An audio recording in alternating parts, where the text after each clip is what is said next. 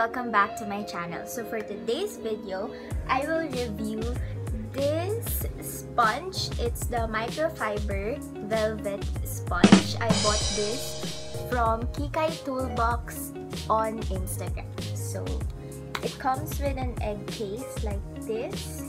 It has two kinds, the one with the flat top and round bottom, and this one is the pointed top with the flat bottom. I think this is the, hindi naman sobrang imitation, but yung original neto is the juno&co na brand, and I asked the seller if anong difference nila, replica ba to or something, and then sabi niya, mas mahal kasi yung juno&co na brand, of course, kasi original yon, and sila yung nag-start netong microfiber velvet sponge.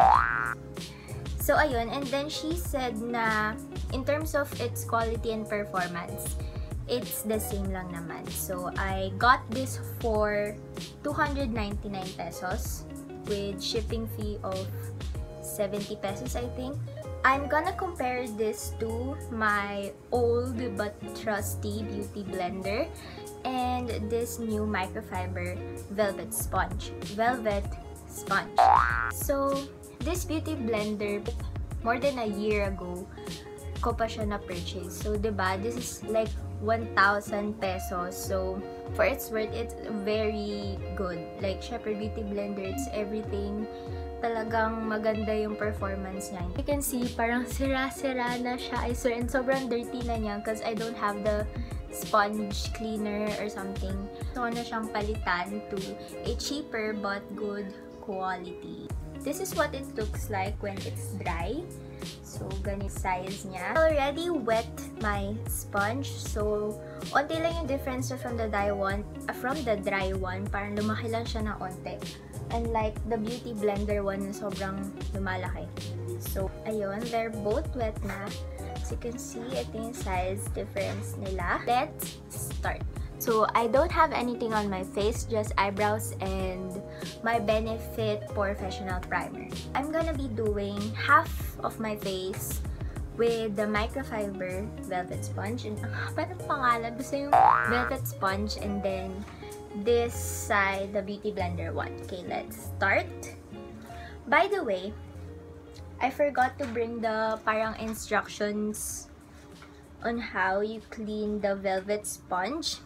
And kasama siya, may parang bond paper with the instructions, and the seller is so sweet, by the way, kasi like may freebie ka na candy, ganun. Okay, so it feels dry. Yep. Ayan. It blended really nicely. Okay, this feels much wet. May word ba na wetter? Mas dry yung feeling ng microfiber.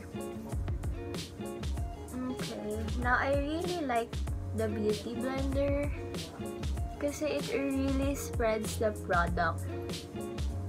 So ayan, as you can see, parang mas madali pa rin yung beauty blender on. Kind of disappointed. Dab-dab mo lang, the product like evens out and it picks up the right amount of product. Ayan, different. This is more moist than the velvet one. Because of that, parang mas na-even out niyo yung makeup. I can see na mas matte tong side na to, and this feels drier than this one. See, parang may reflection pa. Ito, lesser. But, yeah. Let's move on to the highlight and contour. So, I'm using this palette from Swoosh. I love this palette because it has everything na. It has all the shades and color correctors.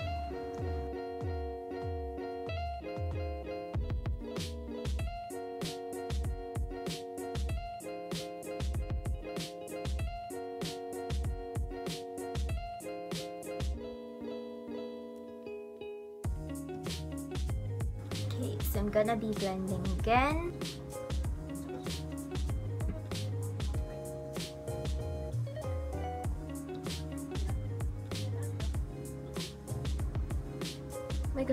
na yung kilay ko. Anyway, medyo hard siyang i-blend. I don't know if it's the product or the sponge, but i-blend naman siya.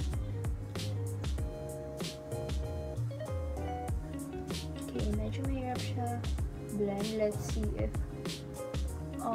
mas magbe-blend siya with the beauty blender.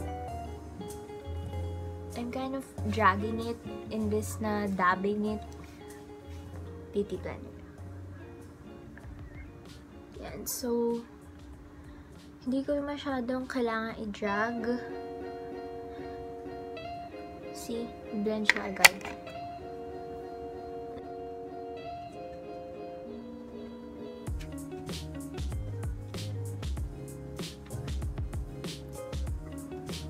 So, mas madaling nag-blend dito.